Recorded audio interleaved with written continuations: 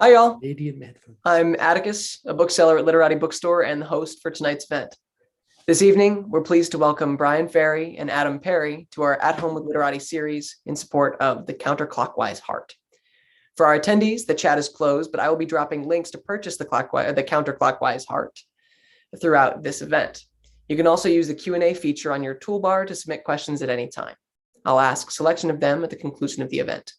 A reminder that you can shop for more books in-store or at Literati Bookstore for curbside pickup and shipping to your home anywhere in the United States. And now let me introduce tonight's author and moderator. Brian Farrey is the author of The Secret Dreadwillow Curse, winner of the 2017 Minnesota Book Award and the Stonewall Honor for the book With or Without You. He lives in Minnesota with his husband and their sweet, but occasionally evil cats. Adam Perry is the author of The Magicians of Elephant County. The son of an elementary school librarian, he discovered the love for stories at an early age. He lives in Lancaster, Pennsylvania, with his wife, children, and a growing collection of books. To the best of his knowledge, none of them are stolen. And without further ado, I will turn it over to Brian and Adam. Hello, everybody. Thank you so much for coming. And thank you. I really want to thank Literati Bookstore for hosting this. It's very brave of you to take a chance on somebody in another time zone. I appreciate that. Adam and I are just going to kind of have a very casual conversation, so there's no pressure on either of us, I hope. And we'll hope you'll ask us questions toward the end. You want to kick things off, Adam? Sure, absolutely. So, I was thinking kind of about the general discussion for this, but I think first, if you can kind of give an overview of the book, and then we'll kind of launch into the general discussion about it. First of all, we all have to look at the beautiful cover, the Counterclockwise Heart. This was done by a very, very talented artist named Rovina Kai. I love her work so much. Kind of give you a flavor of this book. It is a standalone. It's middle grade fantasy. And I'm really terrible at doing the elevator pitch for this book. I don't know why. Most of my books I can just say, oh, it's this. This book takes up way too much space in my mind. But basically it's about two young people. Prince Alphonsus, who is the heir apparent to the empire. The prince was found as an infant behind the walls of inside the walls of the imperial castle by the empress. And when the empress found him, she noticed that he had a clock instead of a heart where his heart should be. And she worried greatly that people would persecute him because of this. So she said, we have to keep this secret. So from a young age, Prince Alphonsus has been told to keep a secret about himself. The other big character in this book is a young girl named Esme Faust.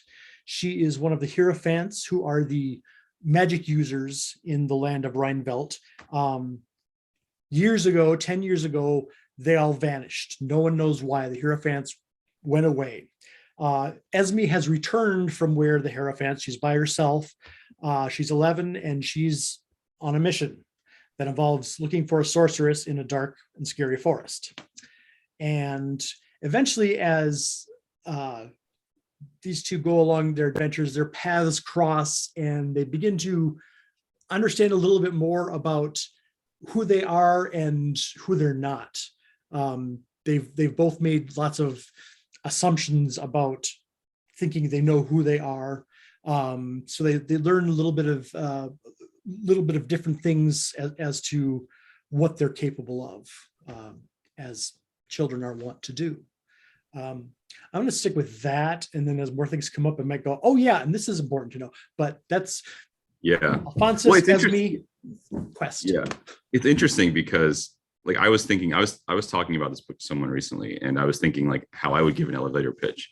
And you're right, it is hard because when I was reading it, it feels like it almost feels like a series, but it's like in one book. You mentioned it's a standalone, but it feels like you get so much in there where like the first act really, I feel like could almost be its own book. Like there's a whole arc there at the beginning. And I don't want to skip ahead too much, but there's a whole arc with a character who on first read you think is going to be maybe like the child hero of the book, but really develops differently. Like right in the first like chapter, it feels like you have a lot of material in there. Was the thought that it was always going to be a standalone, or were you thinking like, in the past you've done multiple series or multiple books in a series? Right. Was that part of the plan? This was always planned to be a standalone, and I'll tell you why. Writing a series is hard. Yeah. I wrote a trilogy, another middle grade fantasy trilogy. Loved it.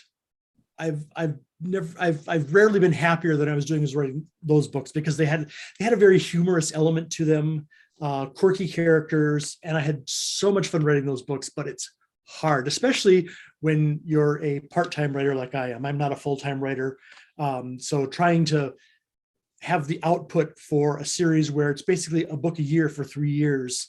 That first book is no problem. I took a couple of years to write that one, and then and they're like, okay, great, now give us another one next year. I'm like, what? So yeah, this was always intended to be standalone, but I did kind of intend for it. I wanted it to have this epic feel. Yeah. And so what I did there was, there's this marvelous movie, Stardust, loosely based on a Neil Gaiman novel. Yes. And I've absolutely loved this movie. I've watched it over and over again. And one of the elements that drives that story is we've got 3 groups, and they're all converging on one spot to get something. And that's kind of what I wanted to recreate, was these different factions all trying to get to the same thing.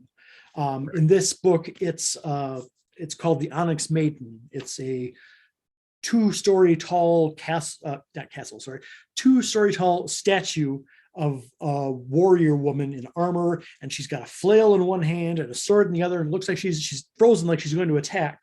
And it just mysteriously appears one day, and nobody knows where it came from. And it becomes urgent over the course of this book for different people, for their own various reasons, to find this statue.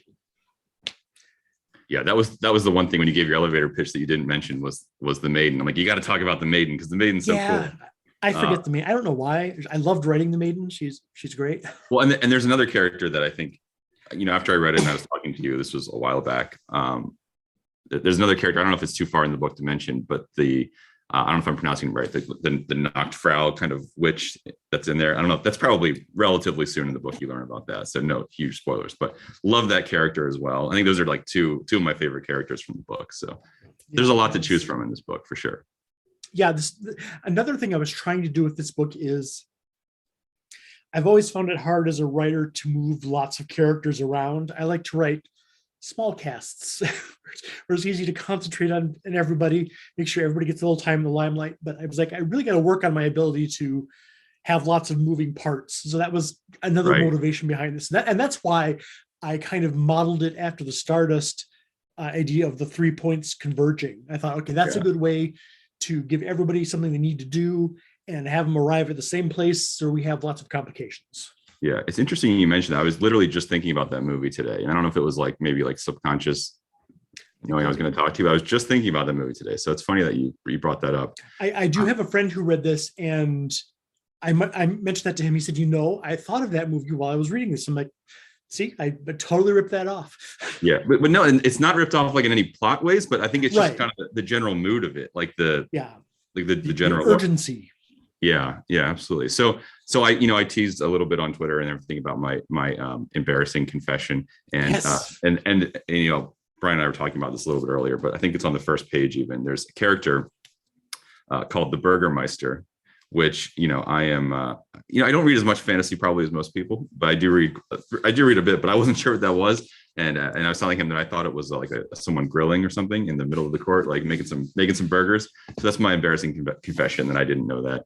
But of course, Brian, as you mentioned, there's the Burgermeister from the Santa movie that I probably that's where I got the term. Was I grew up watching those those Rankin and Bass stop motion animation things.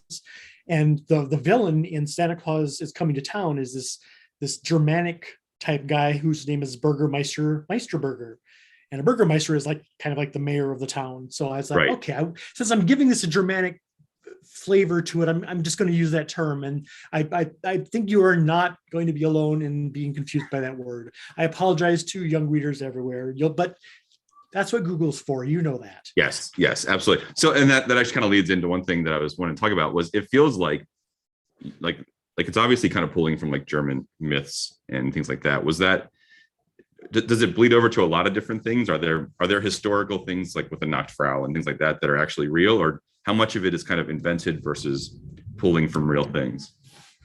I would say it's wholly invented, but definitely inspired by different bits of folklore. I mean, obviously the Brothers Grimm come to mind when we're talking Germanic fairy tales and folk stories. And again, if you go back to the original Grimm, they are some really dark stories. They are, yes. And I've had people say, well, do you think your book is too dark for kids? I said, it's not darker than the Grimm brothers. I'll tell you that. That's true. There's a lot of bloodshed in those stories.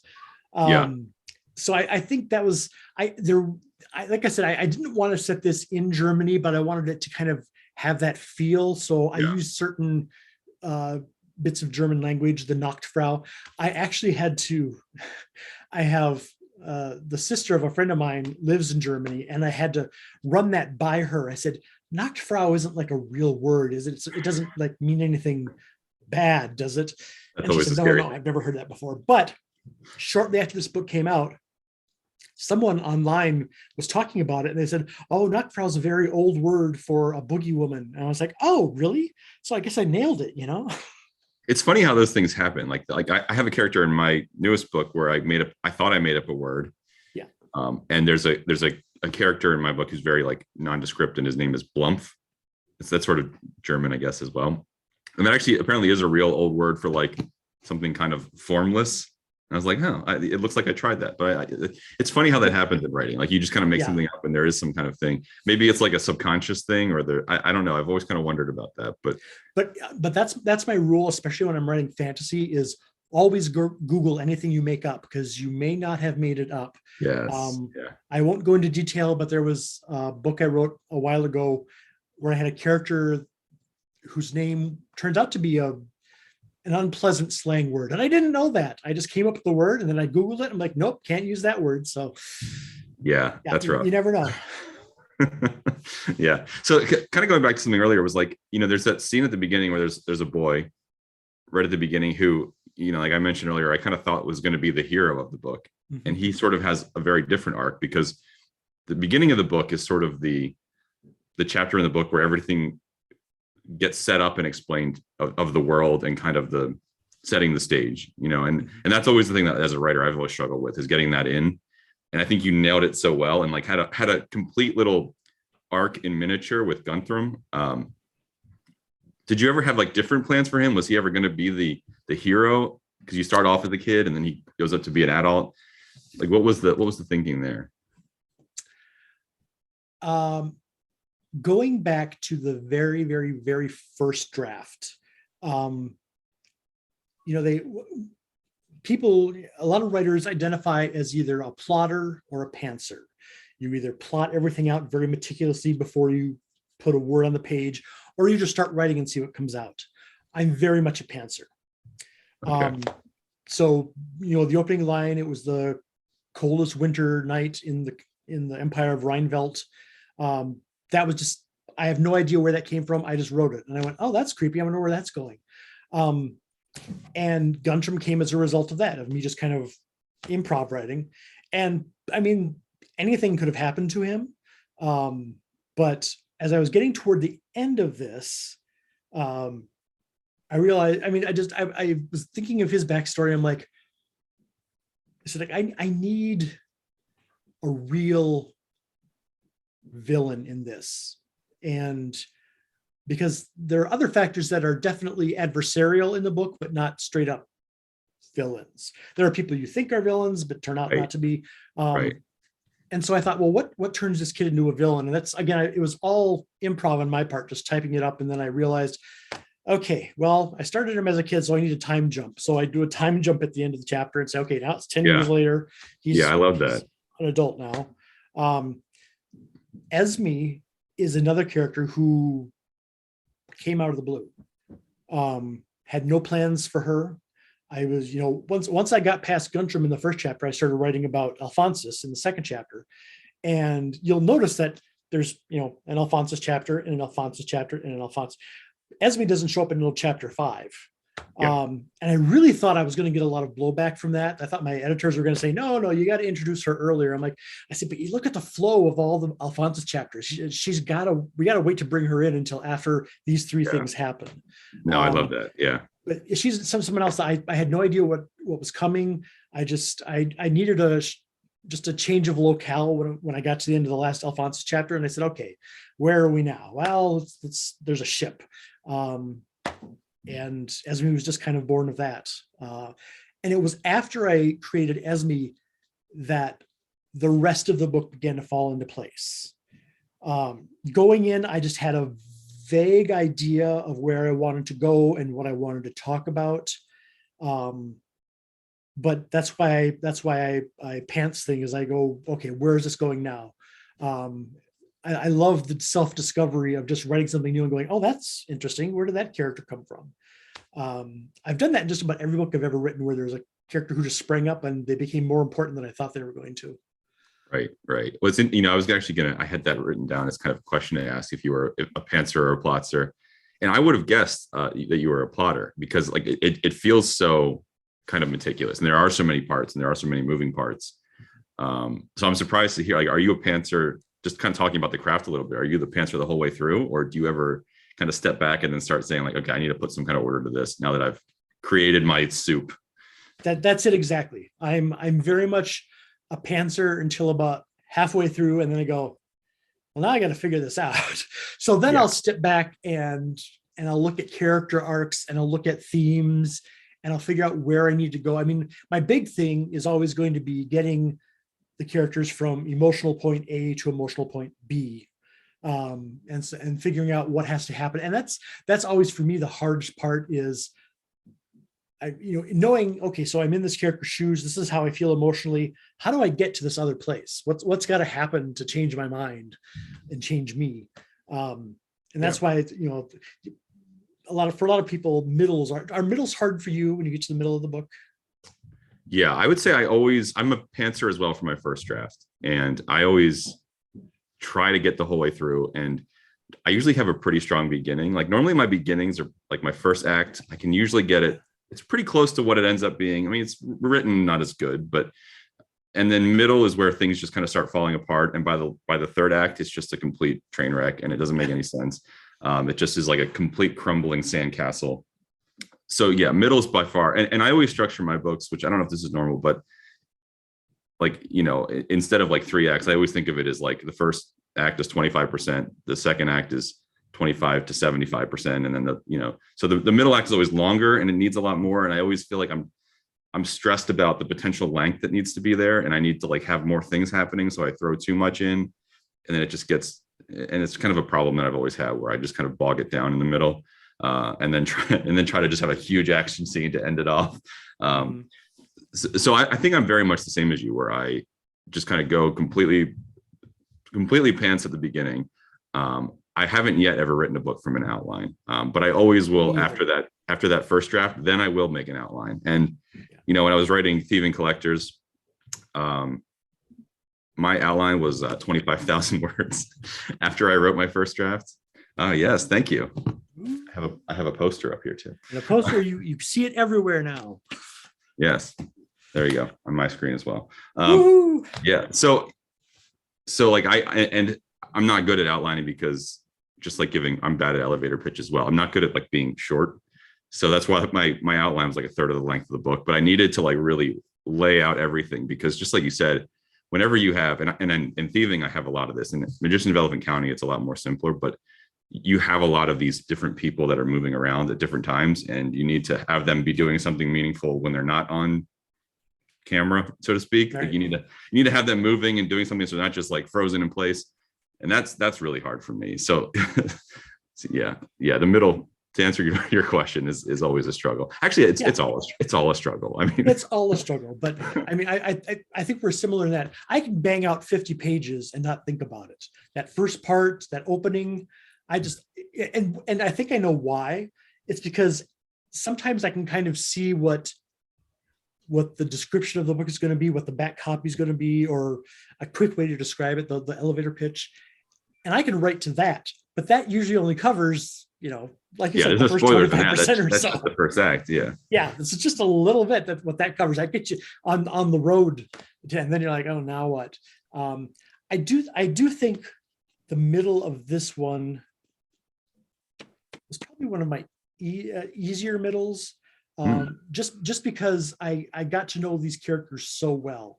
And that's what a lot of people will tell you too, is, some people will say, well, if you're stuck, it means you don't know your characters well enough.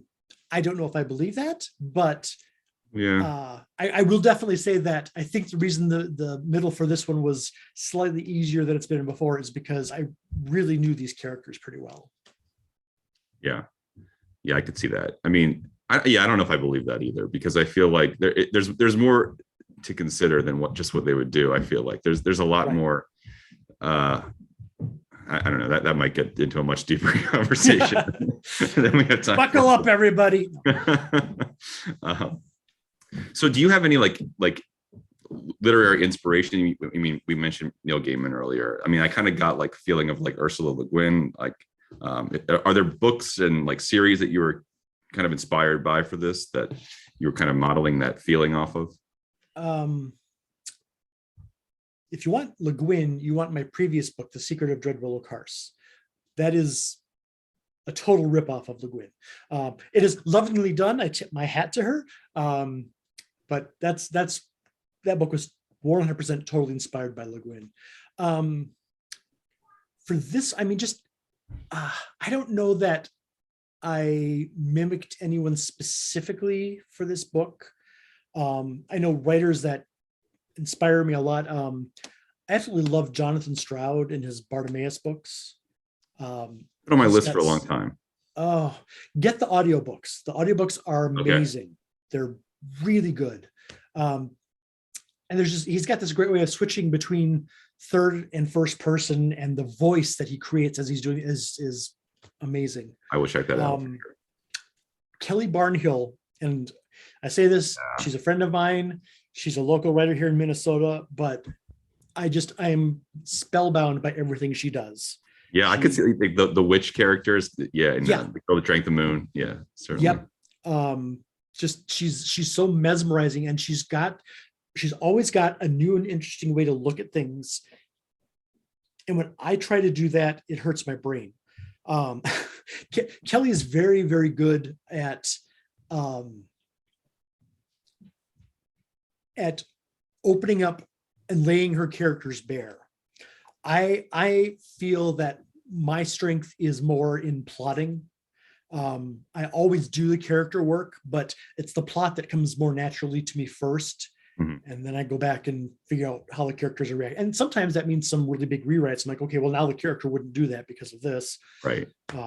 Right. It's that technical side versus that emotional side. And that's a really hard balance.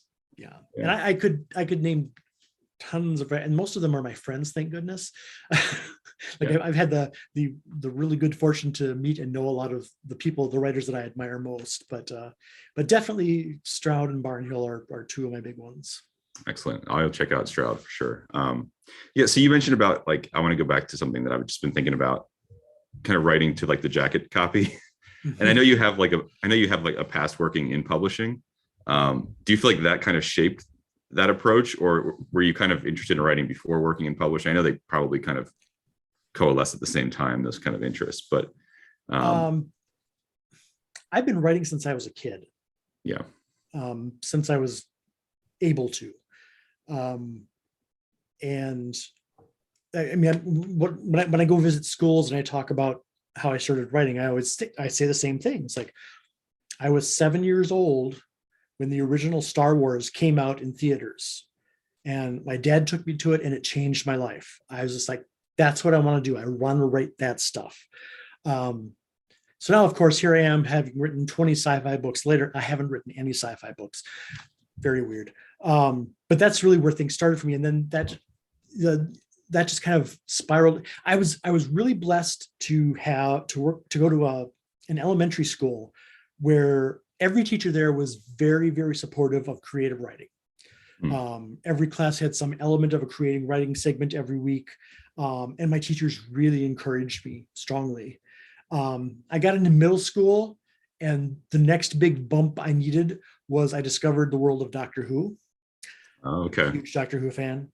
Huge. This is like pre the reboot and like this is the classic Doctor like Who, the old school stuff. Yeah.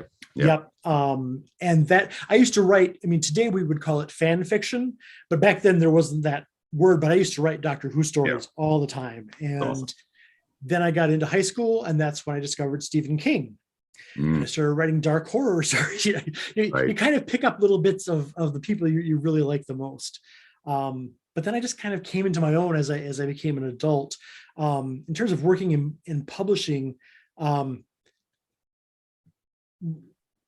it's interesting that my drive to actually write something to get published kind of did start about the same time I started working in publishing. But I think in terms of like writing to the cover copy, I think I've always done that a little bit, where I've kind of come up with that. Okay, how is this going to start? What is the thing that launches this story? And even if I have to change it later because I find out that it no longer fits the story, it's just nice to have that mini roadmap. Like I said, it's not plotted out, but it's just an idea of, okay, here are some story beats to hit.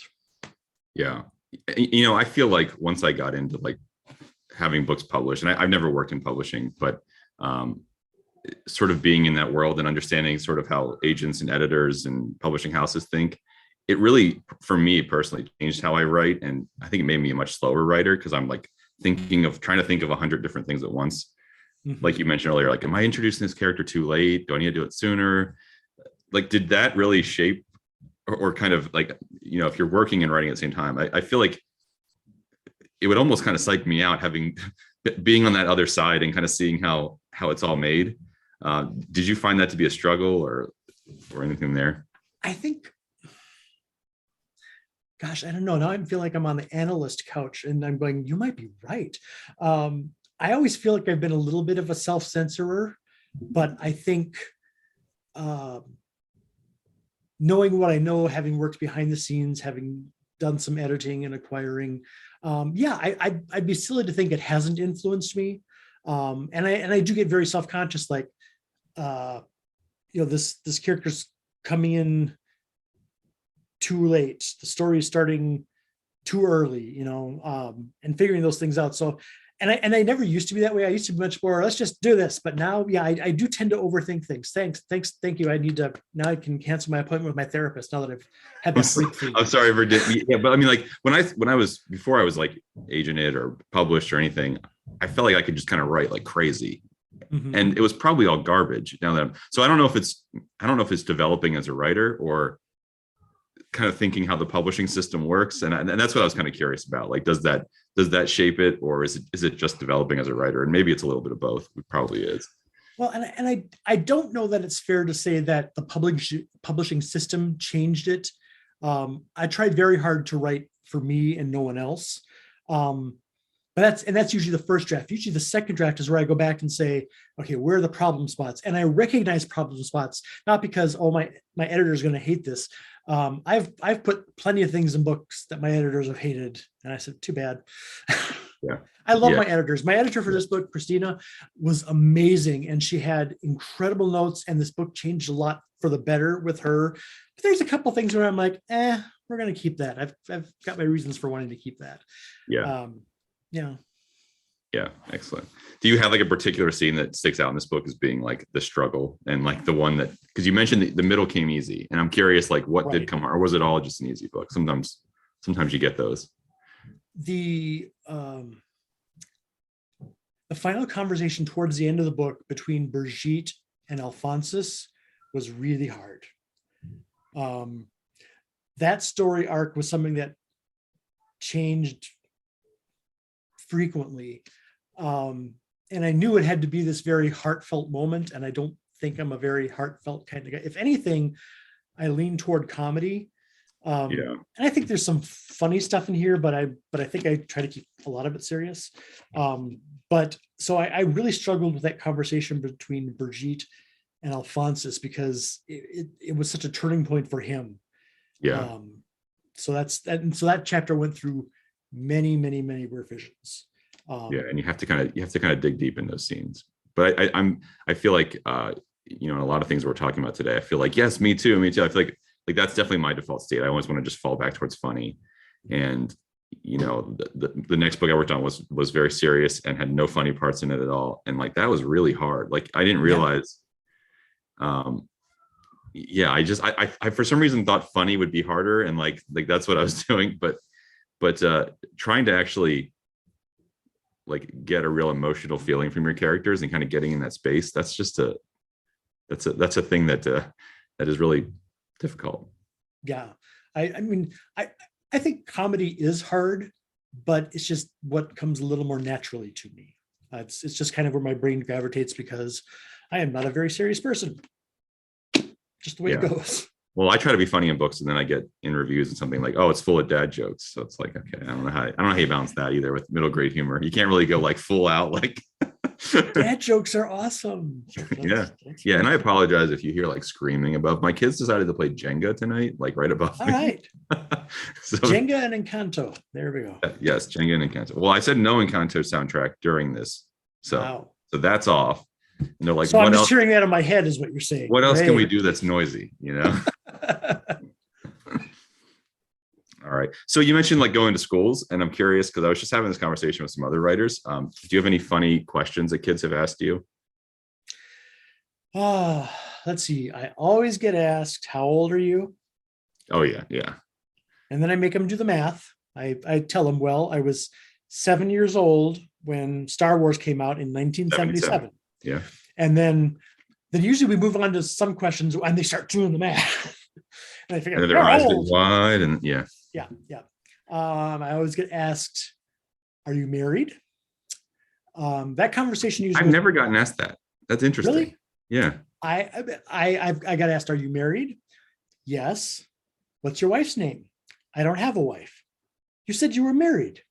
"Yes, but I don't have a wife." Hang on, you'll get it. Husband? Yes. The thing is, kids today, they make that leap. I think 20 years ago, I don't think kids would have made that leap to. Kids today would. Yeah, they're right there. They're like, "Oh, I get it," and no judgment whatsoever. It was just cool. You got a husband, great. So I got. I always get asked how old I am, of course, but I also got. I don't know if it's something about me. Like maybe you have this as well, but like I've gotten. Someone asked, "What year was your author picture taken?" And then I told them. Yeah, I don't know why. And then the follow up was, "What happened?" Like I swear that happened to me. This was I think a third grader. And then one little girl very earnestly raised her hand and said, "I like to read books that have gold and silver medals on them. Why don't your books have any gold or silver medals on them?" That's hard. Those are my hard questions. I also get asked, do you know J.K. Rowling? Do you know this famous author? Do you know this famous author? A lot of times I can say, "Oh, I've met that person." It's not like we're having sleepovers or anything, but I know that person. So, but yeah, they always want to know what famous authors I know. Yeah.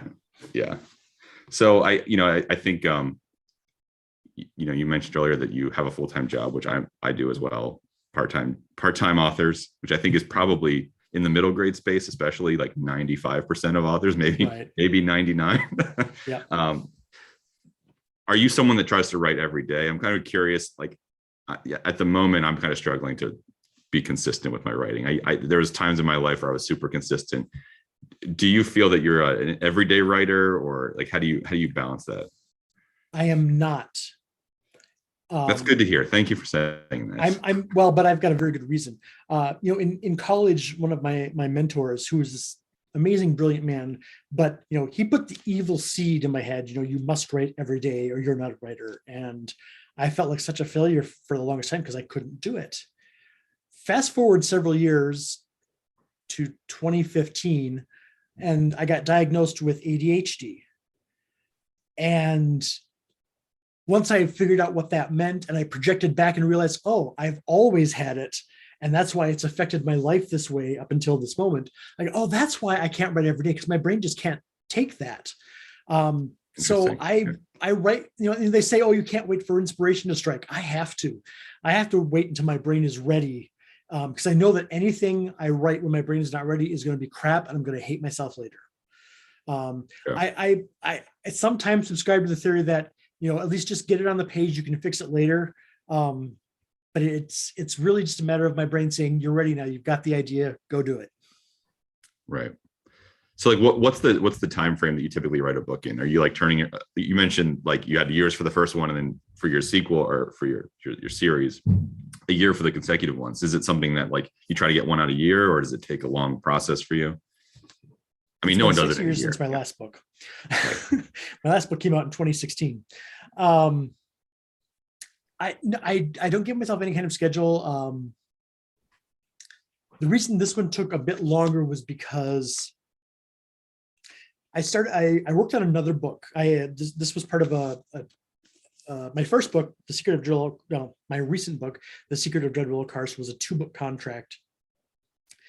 And I started working, when that got released, I started working on a different book, and I sent that to my editor, and we worked on it for a while, and I couldn't nail the landing.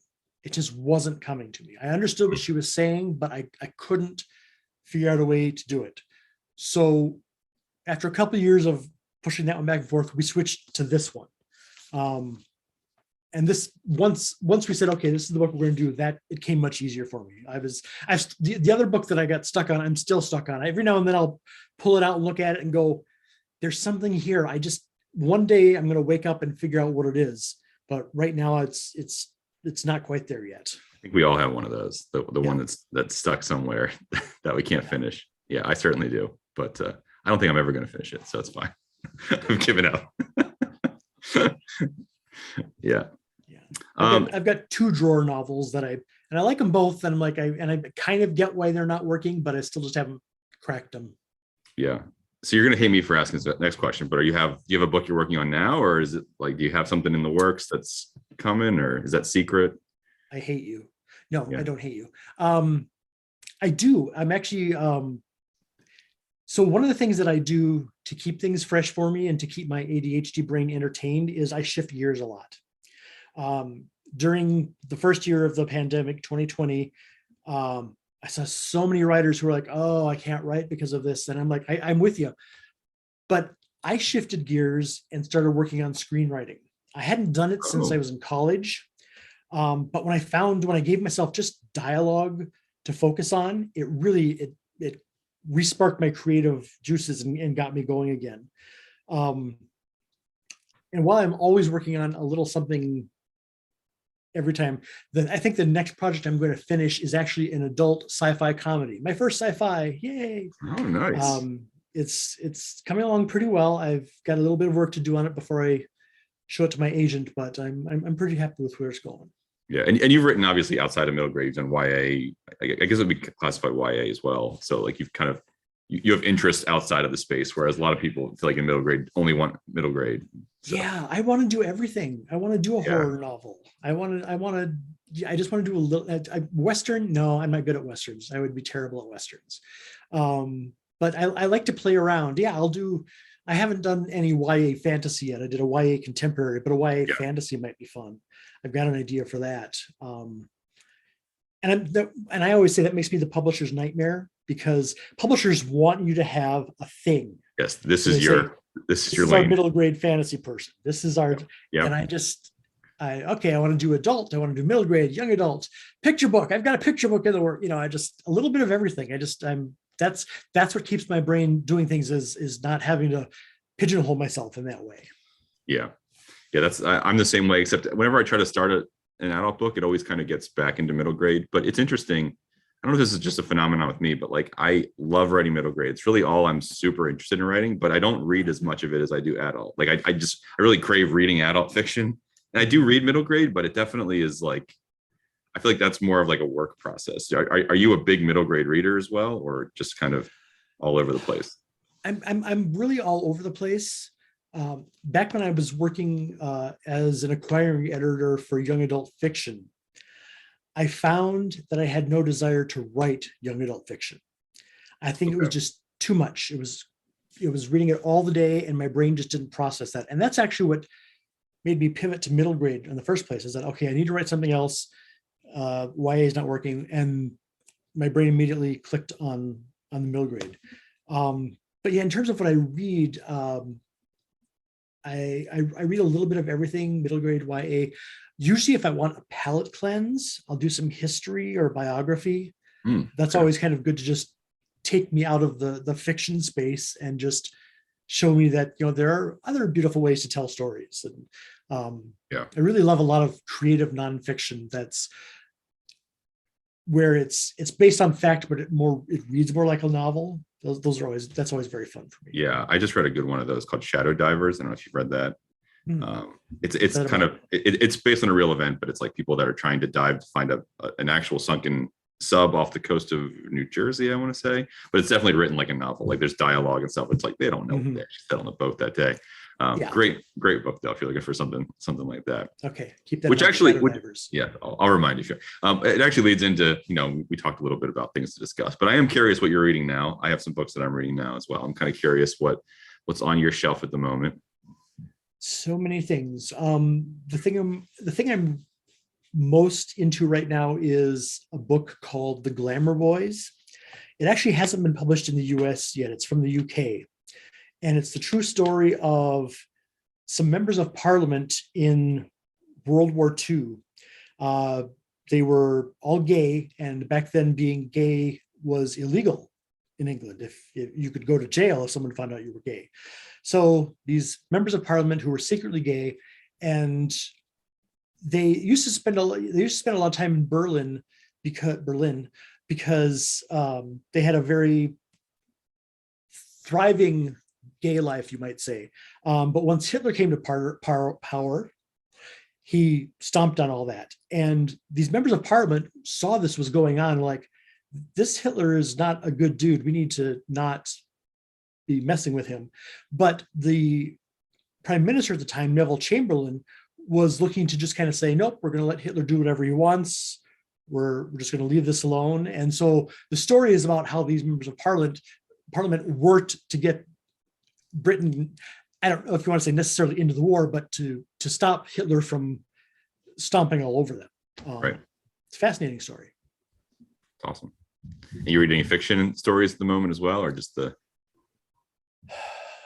I need to start learning to bring them with me, because when I actually need to talk about them, they disappear from my brain. Well, I think it was you recommended a book on Facebook, Twitter, Instagram, something. I hope this was you, but I actually bought it because it's a famous book. This isn't like you discovered or something like that. But I've been meaning to read 100 Years of Solitude. So that's next on my list. Was this you that recommended this? Like it said, it was one of your favorite books. It was not, but not you. Okay.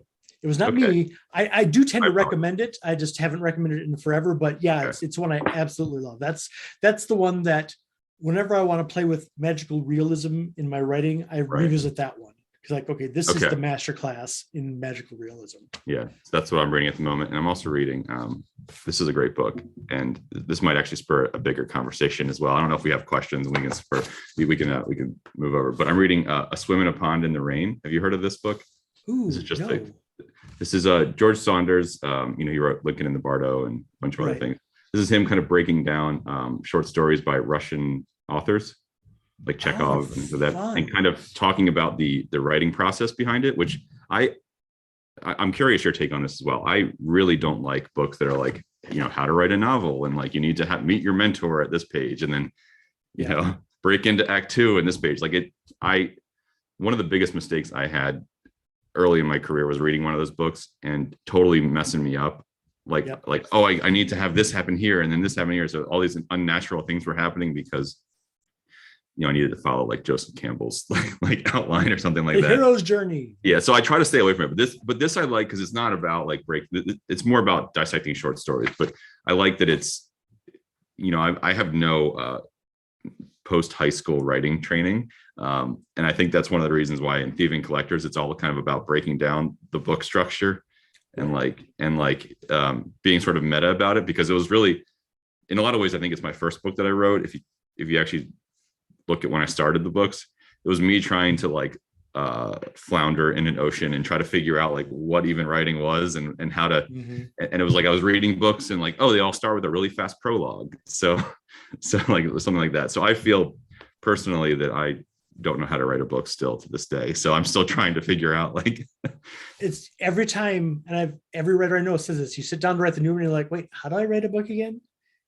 Is it words on the page? Yeah. So yeah, I recommend Swimming Upon the Rain. And then for middle grade, I'm reading Premeditated Myrtle, which is like I love the title. It's a great title. I'm not that far in it. I like kind of the mystery things. I'm trying to work on a mystery book right now, like a locked house, Agatha Christie-esque, but with a twist, sort of a la Thieving Collectors. So I'm trying to get into that headspace. That's what I'm reading at the moment.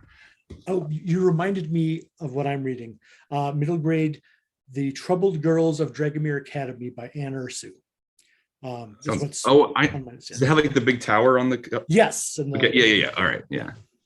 That looks great. That's what I just started that. So Anne's another friend of mine, and I feel guilty it's taking me this long to get to the book, but it's really good. Hey, it's hard. It's hard to read, to have a life, to write. I have to stop making writer friends because they keep putting out books. I'm like, stop it. Yeah. It's a challenge. There's like 100 books I want to read right now. I have this giant stack of like two read lists is over here. Stuff I have read is up here. Yeah. And I always kind of like put things for schools, like, that they can see. Yeah. So, I don't know. Do we have any questions now? I don't know if Atticus has. Atticus, are there questions? I can keep talking and have questions. Sorry, there aren't any questions yet. Okay, sorry, I can rapid fire some questions. Okay. I've been listening along too, so I've got stuff that you're keep hitting them, but if you don't have any more, I'll send my own your way too. Right. So you got to be honest with me now. Acquiring editors, how much of the book do they actually read? Or it depends. Okay. I guess that's if you're talking nonfiction, usually there's not much to read in the beginning. It's usually a proposal and a writing sample. Fiction, it's generally accepted that you have to have the whole book in. The ones that I don't finish are the ones that I sense this is really good. I got to jump on this. Okay. So I'm 50 pages in and I'm like, this is amazing. I got to go put in an offer on this. If the ending sucks, I can fix it. And I've never been burned by that. I've never once gotten to the end and went, okay. Oh, this is how you wanted to end it. But yeah, but in those, like I say, in some cases, I always try to reach the end of the book unless I sense there's going to be a lot of people jumping on this. Yeah. And I can sense that by depending on which agent would send it to me. And is that kind of change how you read for pleasure? I mean, I feel like you mentioned earlier, like you would read it all day and it would kind of get, too much for you, but.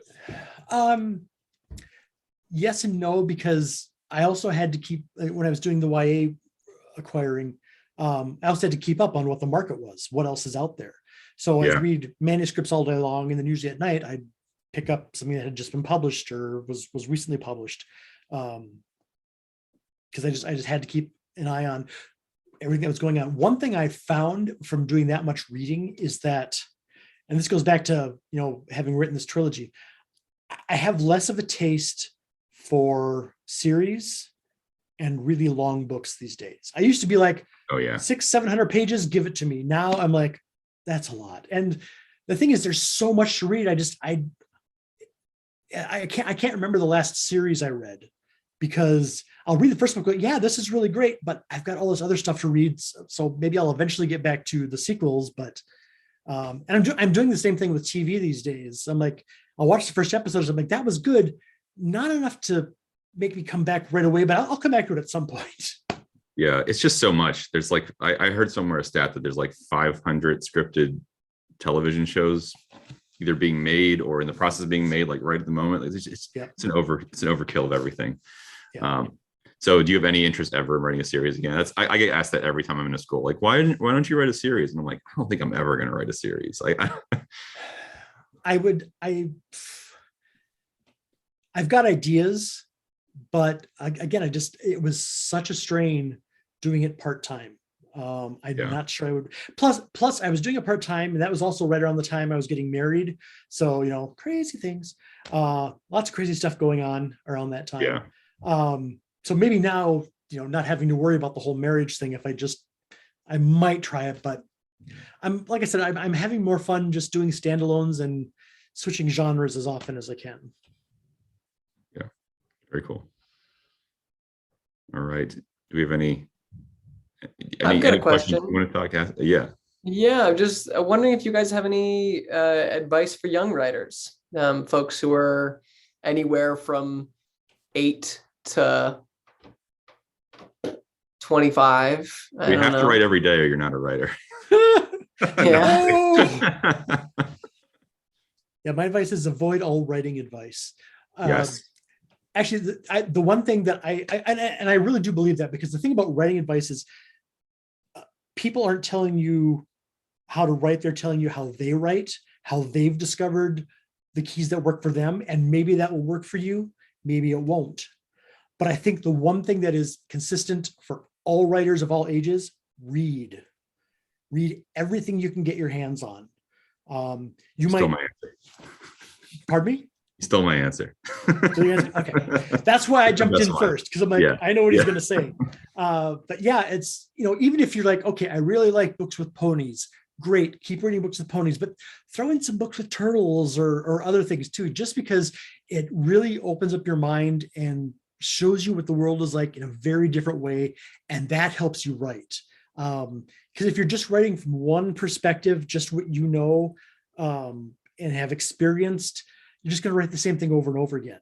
But the more you read and can open up what you've seen and what you've experienced, the better your writing is going to be.